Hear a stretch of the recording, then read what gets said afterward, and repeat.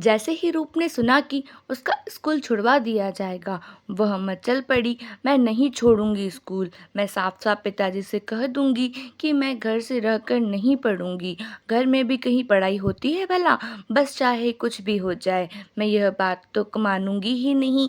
आजकल कुछ बोलती नहीं हूँ तो इसका यह मतलब तो नहीं कि जिसकी जो मर्जी हो वही करता चले। वह मुट्ठियां बिज कर संकल्प करती रही और पिता के आने की राह देखती रही। संध्या को जैसे ही पिताजी आए, वह सारा साहस बटोर के अपने को खूब दृढ़ बनाकर उसके कमरे की तरफ चली। जैसे ही कमरे में घुसी, उसके पिताजी बोल पड़े, देखो रूप बिटिया, मैंने तुम्हारे लिए एक अच्छे से मास्टर जी की व्यवस्था कर दी है।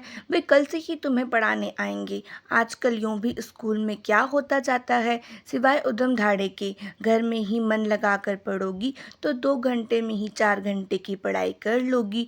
और फिर हमारी रूप बिटिया बुद्धिमान भी तो बहुत है, 2 साल में बस मैट्रिक्स हो जाएगी। क्यों, ठीक है ना? रूप को लगा कि उसकी सारी दृढ़ता, सारा संकल्प बड़ा चला जा रहा है। उसके मुंह से केवल इतना ही निकला, जी ठीक है, और वह लौट आई। कमरे में आकर वह बहुत रोई, अपने को बहुत कोसा। क्यों नहीं मैंने साफ साफ कह दिया, क्यों मान गई मैं पिताजी की बात? पर उसके मन की बात उसके मन में ही घुट कर रह गई, उसे कोई जान भी नहीं पाया।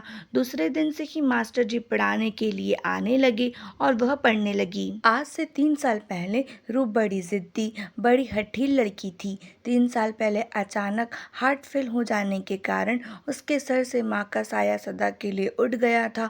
साल भर बीतते ना बीतते उसके पिताजी ने उसके लिए नई माँ की व्यवस्था तो कर दी, पर उसका मुरझाया मन फिर से हरा ना हो सका। उसकी माँ के असीम प्यार में रहने के बाद जब एकाएक उसे नई माँ के कठोर निर्णय में रहना पड़ा, तो वह इतनी डर गई, इतनी सहम गई कि उसका सारा उल्लास, सारी चंचलता, सारे हौसले मर गए।